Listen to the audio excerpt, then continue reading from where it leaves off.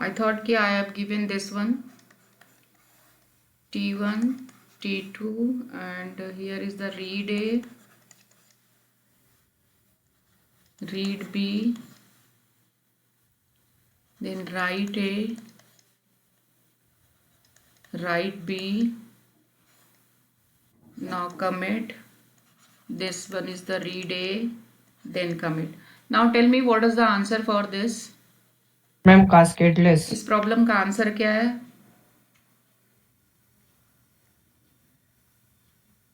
कास्केडलेस ma'am. What will be the answer for this? It is a strict schedule, cascadeless, recoverable, या cascading rollback. What is the type of that? Ma'am cascadeless. Hello hello. Cascadeless बोला, अभय ने भी, पीयूष ने भी यहाँ पर बोला और अमन ने भी cascadeless. It is not the strict schedule.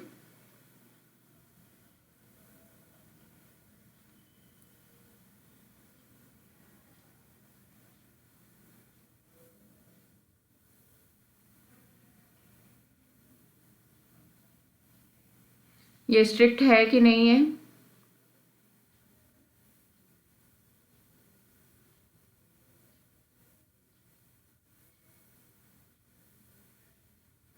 Aishwarya ने बोला नहीं है. ओके, पीयूष ने भी बोला नहीं है. Means according to you guys this one is the cascadeless. Okay, I will do this. Now see this here what I told you. In cascading rollback I told कि जो commit का order होगा वो यहाँ पर allowed होता है. cascadeless में क्या है, write के बाद read allowed होता है. strict में क्या होता है, write के बाद read and write दोनों ही allowed होता है, as I told you in the previous lecture. Now see this in this problem. What is here this? Read A, okay no problem. Read के बाद फिर देखिए यहाँ T2 ने रीड बी किया. This is the different data, और different data है तो हमें कोई इशू ही नहीं. रीडिंग में वैसे भी कोई प्रॉब्लम नहीं होती. नाउ नेक्स्ट T1 ने राइट किया ए पे. तो अब आप देखिए ये जो राइट ए हुआ इसका जो रीडिंग तभी अलाउड है. अब देखिए यहाँ पे तो राइट बी हो गया, कोई इशू नहीं, ये तो बी से रिलेटेड है. आई am not talking about the A here, तो कोई इशू ही नहीं. T2 कुछ भी काम कर सकता है बी के साथ. नाउ यहाँ पे राइट ऑपरेशन है. राइट के बाद आप देखिए यहाँ पर T2 ने रीड ए किया. अगर ये रीड कमिट के बाद हो रहा है, आप देखिए यहाँ पे ये कमिट के बाद हो रहा है, तो आपने कहा ये कास्केड लेस है, जैसा कि सारे लोगों ने बोला कास्केड लेस है ये.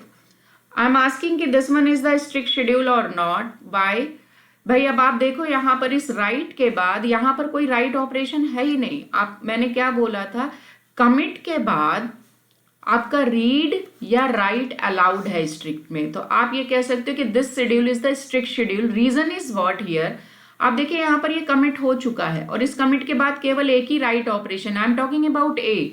बी में तो कोई इशू नहीं, क्योंकि बी पे जो काम कर रहा है वो T2 कर रहा है. अगर सेम ट्रांजेक्शन एक डेटा पे काम कर रहा हो, दूसरा ट्रांजेक्शन उसे रीड या राइट नहीं कर रहा, तो कोई इशू नहीं. तो आई ऑब्जर्व दैट कि बी में कोई इशू नहीं है. यहाँ पर वो एक ही ट्रांजेक्शन में, that is a T2. I mean T1 के द्वारा बी पे काम किया ही नहीं जा रहा. तो I am not looking B, I am just concentrating on the T1, क्योंकि ये ए पे काम कर रहा था साइमल्टेनियसली. T2 भी थोड़ी देर बाद ए पे काम कर रहा है. एंड दिस आफ्टर राइटिंग अगर हमारे पास रीड ऑपरेशन है तो हम ये चेक करते हैं कि क्या ये जो रीडिंग ऑपरेशन यहाँ पे हो रहा है पहले कमिट हुआ है कि नहीं. तो कास्केडलेस में जो हमारा रूल है कि अगर रीड ऑपरेशन तभी होगा जब वो पहले कमिट हो.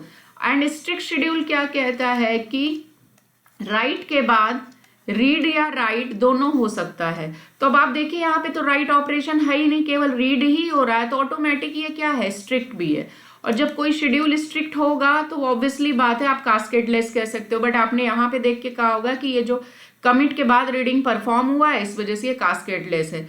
नो, मैंने बोल रखा है कि स्ट्रिक्ट शेड्यूल का भी कंडीशन आप देखिए तो यहाँ पे जस्टिफाई हो रहा था, क्योंकि उसके बाद ट्रांजेक्शन में कोई इंस्ट्रक्शन है ही नहीं, ना ही रीडिंग ना ही राइटिंग. इस कमिट के बाद रीड हुआ and then this is the यहाँ पर कमिट हो गया. तो जब आपने कहा ये कास्केडलेस है, स्ट्रिक्ट भी है, तो आपने देखा कि यहाँ पे ये स्ट्रिक्ट भी है. ध्यान से देखिएगा ये स्ट्रिक्ट भी है, क्योंकि राइटिंग नहीं था, no issue.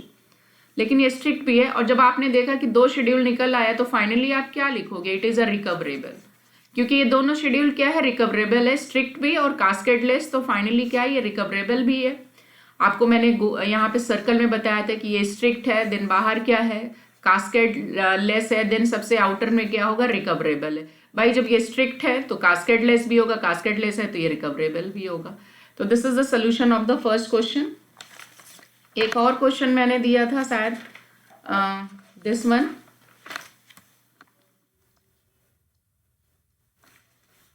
Now T1, T2 and T3, R1X, RZ, RX, RZ, RY, again RY, WX, then ये C1 है, WZ, WY, और नेक्स्ट हमारे पास है WY, this is the C3 and finally ये लास्ट में ये C2 है। फाइनली ये लास्ट में C2 है। तो यहाँ पे ये ऑर्डर है and tell me the answer कि इसका मैंने आपने क्या निकाला है।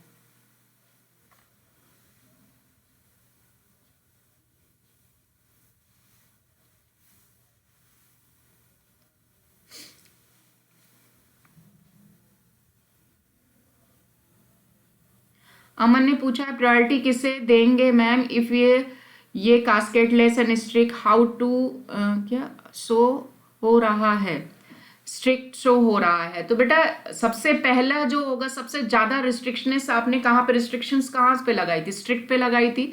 तो अगर आपको स्ट्रिक्ट मिल रहा है तो अगर मान लीजिए आपके पास एग्जाम में 4 ऑप्शन गिवन है, स्ट्रिक्ट है, कास्केटलेस है, रिकवरेबल है, ये सारे ऑप्शन है, तो आपको सबसे पहला ऑप्शन स्ट्रिक्ट पे लगाना होगा। कारण क्या है कि अगर कोई स्ट्रिक्ट है तो कास्केटलेस ऑटोमेटिक हो जाएगा और रिकवरेबल भी हो जाएगा। But if you write here cascadeless पे टिक कर दिया तो इसका मतलब है कि आपने एक कम कर दिया। कास्केटलेस है तो स्ट्रिक्ट होना जरूरी नहीं है, बट कि वो पिछला जो क्वेश्चन अभी सॉल्व किया था उससे हमें ये लग रहा था कि फाइनली हमने स्ट्रिक्ट भी निकाला था। कारण क्या, उसके नीचे कोई राइट ऑपरेशन था ही नहीं, तो हम वहां पे डायरेक्टली बोलेंगे स्ट्रिक्ट शेड्यूल है।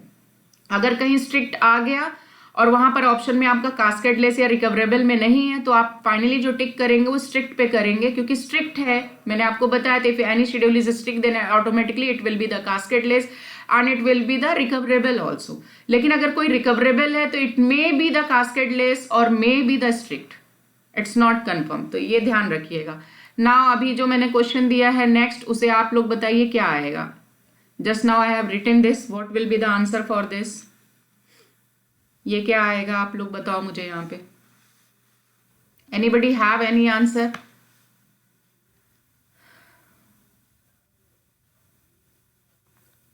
इसको किसी ने सॉल्व नहीं किया है क्या? मैम स्ट्रिक्ट है।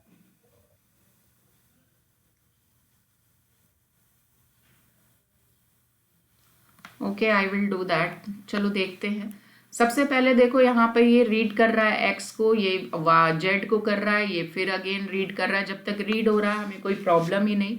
अगेन ये देखो रीड कर रहा है जेड को, अगेन ये रीड कर रहा है यहाँ पर ये वाई को, अगेन ये वाई को। जब तक रीडिंग चल रही कोई इशू ही नहीं है ना। यहाँ पे T1 ने W राइट किया, राइट कर लिया। जैसे ही राइट करा, क्योंकि simultaneously many transaction can read the data, कोई इशू नहीं, रीडिंग में नहीं आती, प्रॉब्लम आती है राइटिंग पे। जब यहाँ पे T1 ने WX को राइट किया, अब हम देखते हैं T2 एंड T3 तो कहीं अपडेट नहीं कर रहे हैं X को, नहीं।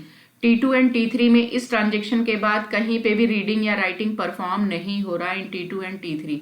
एंड देन T1 ने यहाँ पे कमिट कर दिया, यानी T1 सेफ है। तो सबसे पहले काम जो करेगा वो T1 करेगा। I mean if I am talking about the order of execution, तो यहाँ पे दिख भी रहा है C1 ने पहले कमिट किया और इसने स्टार्ट भी काम करना पहले स्टार्ट किया था।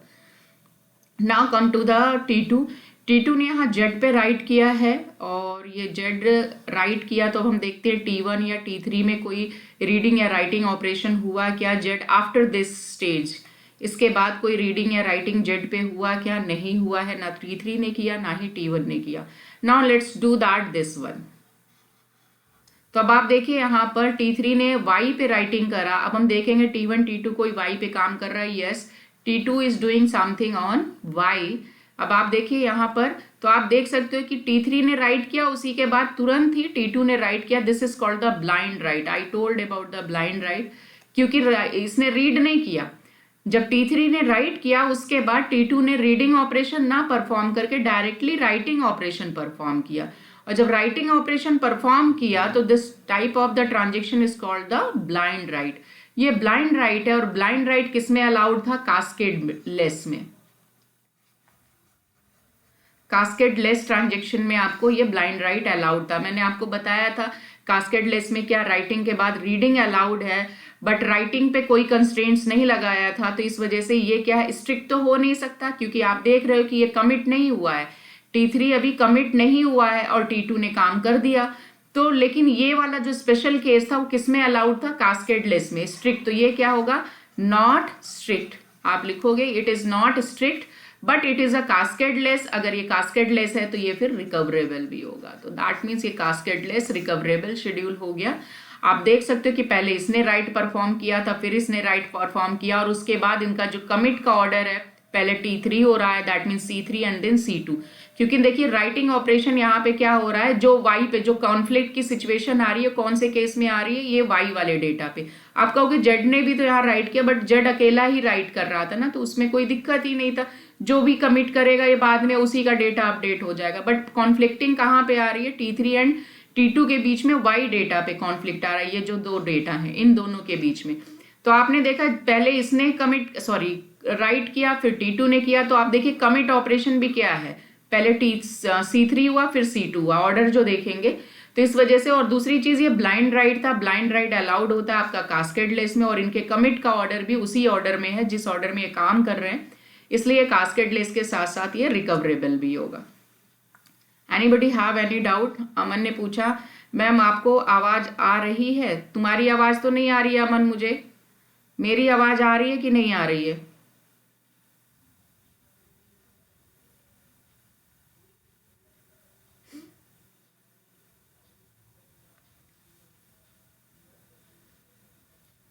Am I audible, Piyush?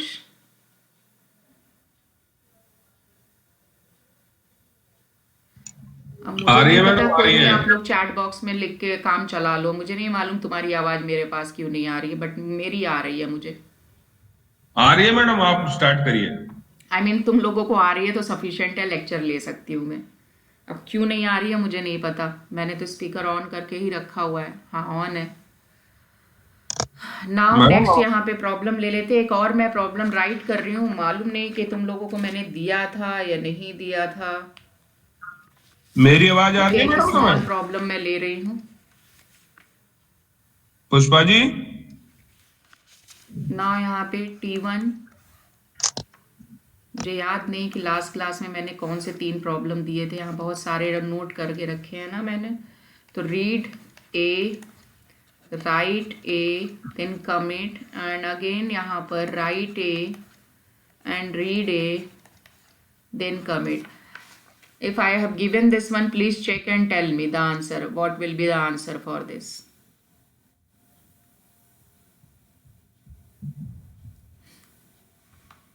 इस प्रॉब्लम का आंसर क्या होगा, 1 सेकेंड में आप जवाब दे सकते हो, पढ़ चुके हो। पीयूष ने लिखा strict. Okay, that is correct. यहाँ पर स्ट्रिक्ट होगा, और जब स्ट्रिक्ट है तो कास्केडलेस एंड रिकवरेबल होगा। आप देख सकते हो कि यहाँ पे ये कमिट हुआ, एंड देन कमिट के बाद यहाँ पे राइटिंग या रीडिंग परफॉर्म हो रहा है, तो ये क्या होगा, this situation is allowed in the strict. Then directly आप कह सकते हो yes it is a strict schedule. Now note down one more problem I will give here and tell me the answer for this.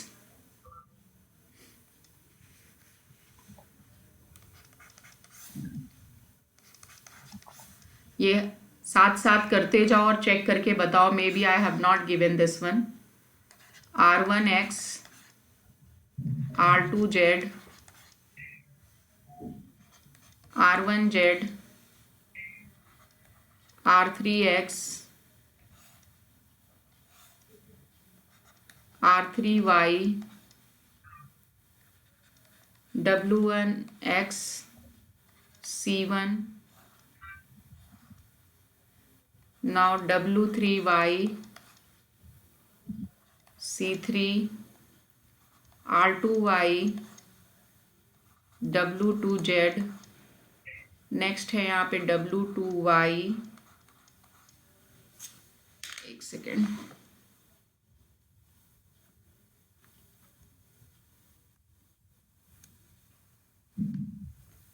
W2Y के बाद है यहाँ पर C2,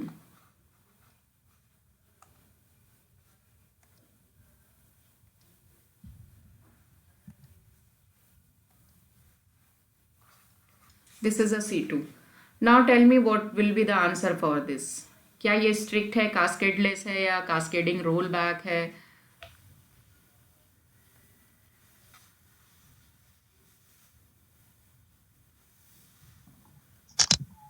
okay, I will explain here, maybe I have not given this. तो now देखो यहाँ पे ये रीडिंग है, रीडिंग में कोई इशू नहीं होता, ये भी रीडिंग है.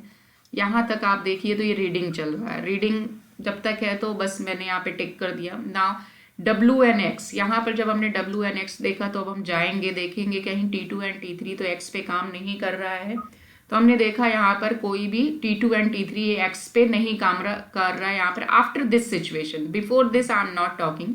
तो यहाँ पे देखिए रीडिंग या राइटिंग X के ऊपर नहीं हो रहा. Okay, and then after that it is a committed year. Commit होने के बाद अब देखिए यहाँ पर T3 ने Y पे राइट किया. T3 ने Y पे राइट किया तो हम Y देखेंगे T2 या T1 में. T1 में तो कुछ नहीं है, बट यस T2 ने रीड किया Y पे. तो ये आप देखो जो यहाँ पे रीडिंग परफॉर्म हो रहा है, ये रीडिंग जो हो रहा है ये कमिट के बाद हो रहा है. तो रीडिंग परफॉर्म अगर हो रहा है यहाँ पर, साथ ही साथ आप देखिए Y पे राइटिंग भी है, ये रहा. लेकिन ये दोनों काम क्या हो रहा है, इसके कमिट के बाद. जब इसके कमिट के बाद हो रहा है तो हम कह सकते हैं Y के लिए ये जो चीजें हो रही हैं वो हमारा यहाँ पे क्या है, दैट इज कमिट के बाद हो रहा है. रीडिंग भी हो रहा है और राइटिंग भी हो रहा है, क्योंकि T3 ने राइट किया था और राइट के बाद उसने कमिट किया. कमिट के बाद फिर अब T2 ने उसी डेटा को रीड किया और उसके बाद उसने यहाँ पर राइट किया. तो आप कह सकते हो कि ये जो है ये ब्लाइंड ये डर्टी रीड नहीं है, अच्छा रीड है, क्योंकि कमिट के बाद आई मीन इसमें कोई प्रॉब्लम नहीं आएगी. और इसके बाद इसने यहाँ राइट किया, कोई इशू नहीं. ना अब हम देखें यहाँ पे W2Z है. Z जो है अब देखिए यहाँ पे राइट हो रहा है Z पे, और उससे पहले केवल रीडिंग ही हुआ है Z पे, कोई इशू नहीं यहाँ पे. तो अब आप देखिए इसके बाद कहीं Z पे कोई काम हो रहा है क्या? नहीं. तो आप देख सकते हो कि यहाँ पर ही केवल एक सिचुएशन आई, यहाँ पे ही केवल एक सिचुएशन ऐसी आई यहाँ पर. अब आप कहोगे यहाँ पर भी तो एक रीडिंग था, इस रीडिंग के बाद यहाँ पर एक कॉन्फ्लिक्ट हमें दिख रहा है कि ये वाला जो था R3 से यहाँ पे WNX है. तो ये जब रीड कर रहा था तो उसके बाद यहाँ पर राइट ऑपरेशन. लेकिन यहाँ पर देखिए ये जो है ये रीडिंग है. रीडिंग के बाद अगर हम यहाँ पर राइटिंग कर रहे तो क्योंकि बाकी सारे लोगों ने रीडिंग ऑपरेशन किया था और रीडिंग के बाद तो राइटिंग कोई भी कर सकता है, तो कोई कॉन्फ्लिक्ट आएगा नहीं यहाँ पर. तो ये वाली सिचुएशन में भी हमारे पास कोई कॉन्फ्लिक्ट नहीं है. आप कह सकते हो कि भाई इसके रीडिंग से डेटाबेस में कोई चेंज तो होता नहीं है और उसके बाद राइटिंग परफॉर्म हो रहा है. तो हम ये देखते हैं कि राइटिंग के बाद कोई डेटा रीड हो रहा है कि नहीं हो रहा है. तो वो इशू नहीं आया है X में. Y में भी आप देख सकते हो. तो यहाँ पर हम इसे कह सकते हैं कि इट इज़ अ स्ट्रिक्ट. यहाँ पर ये भी, क्योंकि Z पे देखो कोई राइटिंग के बाद रीडिंग हुआ ही नहीं, यहाँ पर ना रीडिंग हुआ ना राइटिंग हुआ. यहाँ अकेला ही ये राइट कर रहा है, राइट के बाद कोई ऑपरेशन ही नहीं है. तो स्ट्रिक्ट है. जब ये स्ट्रिक्ट है तो कास्केडलेस भी होगा और रिकवरेबल भी होगा. ये जो एग्जाम्पल है. अब अगर मैं इसी में थोड़ा सा चेंजेस यहाँ पर कर दूं, इसी प्रॉब्लम में थोड़ा सा यहाँ पर मैं चेंज कर दे रही हूं, दैट इज थोड़ा सा C का ऑर्डर बदल देती हूं मैं, बस और कुछ नहीं करना है मुझे.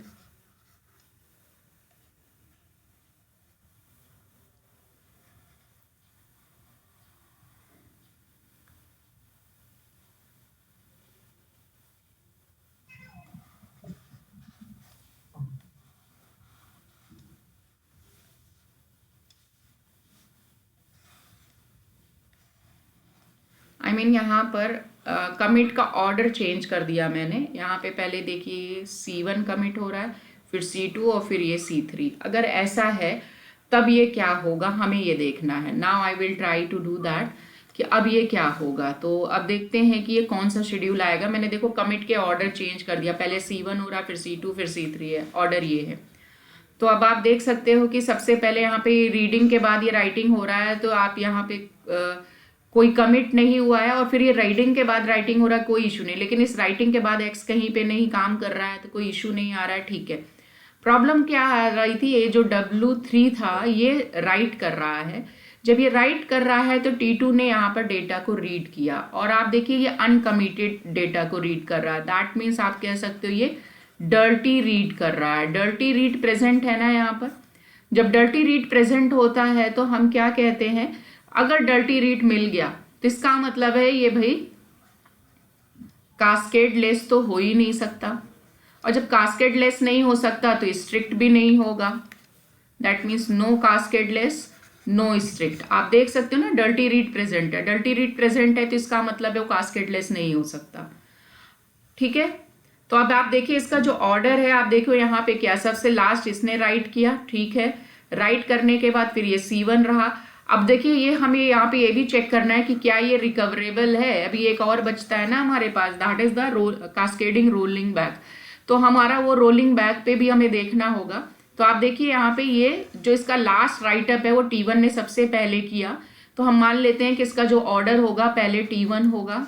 अब T1 के बाद दूसरा क्या आएगा, आप देखिए नेक्स्ट जो राइट अप परफॉर्म किया है, लास्ट राइट अप की बात कर रहे हैं हम, तो हमने देखा T3 ने किया, दैट इज अ W3। तो इसको पहले कमिट करना चाहिए, क्योंकि इसके कमिट अगर ये पहले करता और फिर ये डेटा रीड होता तो हम कहते कि ये यहाँ पे अच्छा डेटा रीड कर रहा है ये।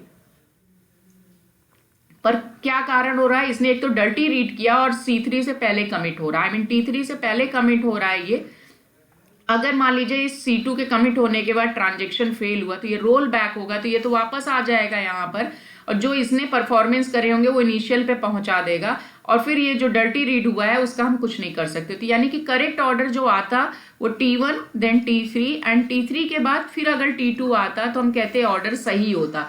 बट आप देखिए कमिट का ऑर्डर यहाँ पे क्या गिवन है, C1 C2 and C3, that means T1 T2। जो कमिट का ऑर्डर यहाँ गिवन है T1 T2 एंड T3, जबकि आप देख रहे हैं T3 से T2 की तरफ क्या एक ब्लाइंड राइट है, ये डर्टी रीड है। डर्टी रीड के कारण पहले T3 को कमिट होना चाहिए, फिर T2 को कमिट होना चाहिए। इसका मतलब जो करेक्ट ऑर्डर था वो ऐसा आना चाहिए, बट हमारे ट्रांजेक्शन में जो प्रॉब्लम है उसमें गिवन है ये वाला order, that means T1 T2 T3। That means देखिए आप यहाँ पे C1 C2 C3 ऐसे सीक्वेंस में आ रहा है। तो इससे ये पता चल रहा है कि finally this schedule is not recoverable. ना तो कास्केड लेस आया, ना ही स्ट्रिक्ट आया, और साथ ही साथ ये रिकवरेबल भी नहीं है।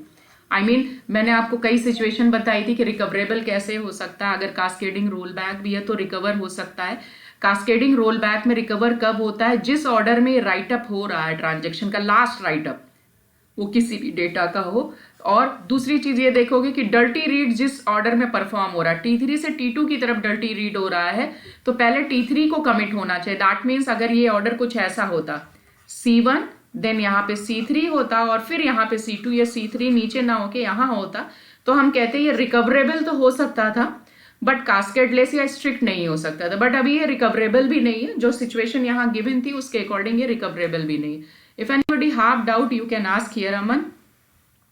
नो अमन, कास्केडलेस नहीं होगा। आई ऑलरेडी एक्सप्लेन कि क्यों नहीं होगा। कितने बच्चे हैं मैडम?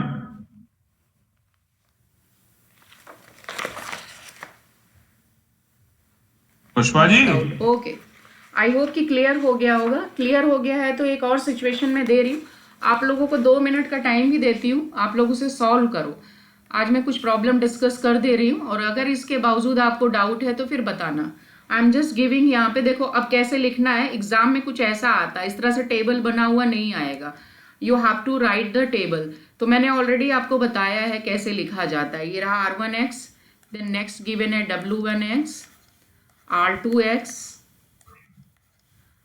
R1y, नोट कर लो अपनी अपनी कॉपी पे, R2y, W2x, W1y and then comma C1 comma C2, ये गिवन है। आपको इसको टेबल के फॉर्मेट में बनाना। आप देख सकते हैं इसमें दो ही वर्ड यूज हो रहे हैं, R1 R2, या I mean maximum transaction name जो है 2 तक जा रहा है। तो दैट मीन्स इसकी जो टेबल आप बनाओगे, ये T1 दो ही ट्रांजेक्शन इस शेड्यूल में नजर आ रहे हैं, T1 एंड T2 मैंने लिया। देन यहाँ पर आ गया R1X, देन W1X, नेक्स्ट यहाँ पर इसके बाद ये जो सीक्वेंस गिवन होता है वो कौन से लाइन में क्यू में खड़े हैं, बस उसी ऑर्डर में आपको लिखते जाना है।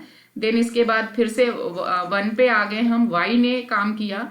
देन अगेन यहाँ R2y, देन W2x एंड फिर से W1y आया, एंड देन ये C1 है और ये C2 है।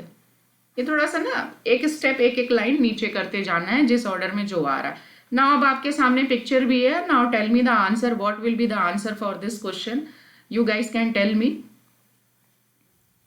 देखो एक तो यहाँ पर आपको दिख रहा होगा ब्लाइंड राइट, मुझे जो दिख रहा है यहाँ पर एक blind right read, sorry dirty read एक यहाँ मुझे मिला, ये डर्टी रीड मिल गया, डर्टी रीड यहाँ पर मिला है मुझे, एक डर्टी रीड यहाँ पे मिला। ये तो रीडिंग हो रहा है, रीडिंग का रीडिंग के साथ चलेगा, वाई डेटा पे काम कर रहा है। यहाँ पे देखो W2X है। अब यहाँ पर अगर X, भाई यहाँ पे रीड किया इसने, डर्टी रीड कर लिया, एंड डर्टी रीड के बाद फिर राइट ऑपरेशन भी कर लिया, कोई इशू नहीं, बट एक डर्टी रीड तो हमें मिल ही गया ना। अब यहाँ पे देखो W1Y आया, Y पे काम करे, बट इस Y के बाद कुछ भी परफॉर्म नहीं हुआ है, रीडिंग या राइटिंग, तो कोई इशू नहीं। अब आप उसके बाद देखिए यहाँ पे जो ऑर्डर है कमिट का, डर्टी रीड कहाँ से कहाँ हो रहा है, T1 से T2 की तरफ हो रहा है। तो देखिए कमिट का ऑर्डर भी क्या है, T1 फिर T2 है, आई मीन C1 पहले आ रहा है फिर C2 बाद में आ रहा है। तो इसका जो ट्रांजेक्शन का ऑर्डर भी आप देखिए डर्टी रीड का, वो है T1 से T2 की तरफ, और इसका जो कमिट का ऑर्डर है वो C1 से C2 की तरफ ही है, आई मीन सेम ऑर्डर आ रहा है। तो इससे क्या पता चल रहा है, अगर ये पहले कमिट हो गया, तो देखिए यहाँ पे फेलियर हो गया, तब तो दोनों ही रोल बैक हो जाएगा, दोनों रोल बैक हो जाएगा तो कोई इशू ही नहीं, डेटाबेस में जो ओरिजिनल वैल्यूज थी X की वही रहेगी। बट सिचुएशन कब आती, मान लीजिए C1 के बाद अगर ये फेल होता है, तो C1 तो पहले ही, सॉरी T1 तो पहले ही कमिट हो रहा है, तो डेटा किसका रोल बैक होगा, C2 का, तो कोई इशू नहीं आती। प्रॉब्लम कब आती, अगर C2 पहले आता C1 बाद में आता। तो आप ये कह सकते हो कि ये जो यहाँ पर देखो डर्टी रीड तो है, इस डर्टी रीड के बावजूद भी क्या ये रिकवरेबल है, यस रिकवरेबल है, रिकवरेबल है। बट कैन आई से दिस वन इज द कास्केडलेस, नहीं, कास्केडलेस क्यों नहीं होगा, क्योंकि कास्केडलेस ये कहता है भैया पहले कमिट हो जाओ फिर रीड अलाउड होता है, बट यहाँ पे रीड अलाउड था और कमिट के पहले, तो ये आपका कास्केडिंग रोल बैक में आ सकता है। It is a cascading roll back, cascading roll back तो है, क्योंकि देखिए पहले C1 होगा फिर C2 होगा, तो ये रिकवरेबल है। अगर हम बात करें तो ये कास्केडलेस नहीं होगा, बट आप कह सकते हैं कि कास्केडिंग रोल बैक हो सकता है या अबॉर्ट हो सकता है। अगर यहाँ पर एक फेल होगा, अगर सपोज करिए C1 रोल बैक होगा, इससे पहले अगर T1 ट्रांजेक्शन रोल बैक हो रहा है, यहाँ फेल हो रहा है, तो ऑटोमेटिक T2 को भी बुला लेगा, क्योंकि उसने उसका डेटा रीड किया था, तो वो उसको भी रोल बैक कर देगा। तो that is called the cascading roll back. साथ ही साथ आपका ये रिकवरेबल है, but it is not cascadeless, not strict. भाई ये कमिट हुआ ही नहीं, जब ये रीडिंग परफॉर्म करता है ये वाला, तो आई मीन डर्टी रीड जिसमें प्रेजेंट नहीं है उसे हम कहेंगे कास्केडलेस। और इसी तरह से अगर राइटिंग भी अलाउड नहीं है उसमें, तो उसको हम बोलेंगे स्ट्रिक्ट है। तो बट यहाँ पर ये रिकवरेबल है और कास्केडिंग रोल बैक की कैटेगरी में आएगा। आई होप कि you understand this. Now I am giving one more question, okay, before that if anybody have doubt. Piyush recoverable बोला, कास्केडिंग बोला, अमन ने, ठीक है अमन सही है, दो ही लोग परफॉर्म कर रहे हैं, बाकी लोग कहाँ हो भाई, 53 स्टूडेंट लाइव हो यहाँ पर, बाकी लोगों का जवाब नहीं आ रहा, केवल दो ही बच्चों को पढ़ा रही हूँ क्या मैं, अमन और पीयूष को। Nobody is giving any answer except them.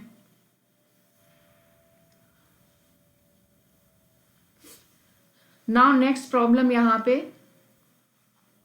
एक और मैं दे रही हूं, S2 R1X R2X R1Z R3X R3Y W1X, W3Y, R2Y, W2Z, W2Y and then C1, C2, C3 ये है। यहाँ पे भी C1, C2, C3 एक ऑर्डर में है, but try to make the table here. T1, T2 and T3, R1X, R2X, R1Z, R3X, then R3Y, W1X, W3Y, R2Y, W2Z, W2Y। I think ये question मैंने पहले कराया अभी जो पूछा था, बट ऑर्डर ये है C1, C2 और ये रहा C3। और आप देख सकते हो यहाँ पर ये रीडिंग है, ये भी रीडिंग है, ये भी रीडिंग है, यहाँ तक तो रीडिंग है। राइटिंग केवल ये x का यहाँ पे हो रहा है, इसके बाद कोई T2, T3 x की रीडिंग नहीं कर रहा है। इस y का हम यहाँ पे देखें तो ये डर्टी रीड हो रहा है, यहाँ डर्टी रीड प्रेजेंट है। अगर डर्टी रीड प्रेजेंट है तो हम ये देखते हैं इनका ऑर्डर क्या है। तो ऑब्वियस सी बात है, इसने यहाँ से इस T3 से T2 ने डर्टी रीड किया है और Z अकेला है, केवल राइट कर रहा है, उसके बाद कोई राइटिंग नहीं है। तो यहाँ पे रीडिंग के बाद राइटिंग भी हो रहा है, कोई इशू नहीं है। बट आप देखिए कि यहाँ पर पहले ये काम कर रहा है, फिर ये रीड कर रहा है इसका डेटा। तो इसको सेव ऐसे होना चाहिए था C1, C3 and then C2, तब तो हम कहते हैं ये रिकवरेबल है। डर्टी रीड में भी हम कह सकते थे कि ये रिकवरेबल है, but this one is not a recoverable schedule. Not a recoverable schedule कैसे कह दिया मैंने, देख के यहाँ पे भाई जब इसका डेटा इसने रीड किया तो C3 पहले कमिट करे। अगर मान लो यहाँ पर कोई भी गड़बड़ हो गई, यहाँ पर रोल बैक हुआ, तो आप देखो अगर ये C1 तो सेव हो गया, ठीक है, लेकिन अब यहाँ पे देखो जब यहाँ पे फेलियर हुआ तो C3 जब रोल बैक हुआ तो T2 भी तो ऑटोमेटिक उससे क्या हो जाएगा, रोल बैक हो जाना चाहिए। तो जो चेंजेस T2 ने अभी ट्रांजेक्शन में किया होगा Y के ऊपर, वो चेंजेस वो रिफ्लेक्ट नहीं हो पाएगा ड्यू टू द फेलियर, ये इसे भी बुला लाएगा। तो अगर ये C3 पहले हो जाता फिर C2 होता तो कोई इशू नहीं था। तो इसका मतलब है ये not recoverable. Already I think अभी मैंने गलती से दोबारा ये क्वेश्चन लिख दिया। तो this is not a recoverable schedule. Yes, anybody else? हाँ, डर्टी रीड किया पीयूष, मुझे को क्लियर नहीं। डर्टी रीड है तो नाम भी तो बताओगे। Due to the dirty read it is not recoverable. Exam में लिखोगे not recoverable. Nobody is going to ask कि डर्टी रीड या ब्लाइंड राइट है क्या वहां पे। वो आपको चेक करने का तरीका है। If in any schedule dirty read is present तो इसका मतलब है कि कास्केडलेस होने के चांसेस कम हो सकते हैं। चांसेस ही नहीं है, कास्केडलेस नहीं हो सकता, केवल कास्केडिंग रोल बैक हो सकता है। तो वो आपको देखना पड़ेगा कि अगर वो रिकवरेबल बनेगा तभी कास्केडिंग रोल बैक होगा, अगर रिकवरेबल नहीं बनेगा तो कास्केडिंग रोल बैक नहीं होगा। ये होता है। आई होप कि अब आप लोगों को रिकवरेबिलिटी का प्रॉब्लम समझ में आ गया होगा। Still if anybody have any problem या any doubt you can ask. आपके पास अगर अपना कोई प्रॉब्लम है तो आप पूछ सकते हो। Okay, I am giving here today also one more question, 2 questions और मैं लिख रही हूँ। आप लोग इसे ट्राई करिएगा and then ask me the in the next class. S1 यहाँ पर है R1X, R2Z, R3X, then R1Z, R2Y, R3Y, W1X, C1, W2Z, W3Y, W2Y, C3, C2। ये पहला प्रॉब्लम है, इसे आप ट्राई करिएगा। नेक्स्ट यहाँ पर R1X, R2X, R1Z, R3X। Exam में रिकवरेबिलिटी के यही क्वेश्चंस आते हैं, ऐसे प्रॉब्लम गिवन होंगे और आपको बोलेगा solve and so that the given problem is recoverable और नॉट स्ट्रिक्ट है या रिकवरेबल कास्केडलेस है, तो anything they can ask here. Problems exam paper में ऐसे ही होगा, आप प्रीवियस ईयर के क्वेश्चंस में आप देख सकते हो। That's why I am giving for the practice कि आप इसे प्रैक्टिस करिएगा। ये आपके सारे नवाथे के ही क्वेश्चंस हैं, W2Y and then finally C2। ये दो प्रॉब्लम आप लोग ट्राई करिएगा, नोट कर लीजिए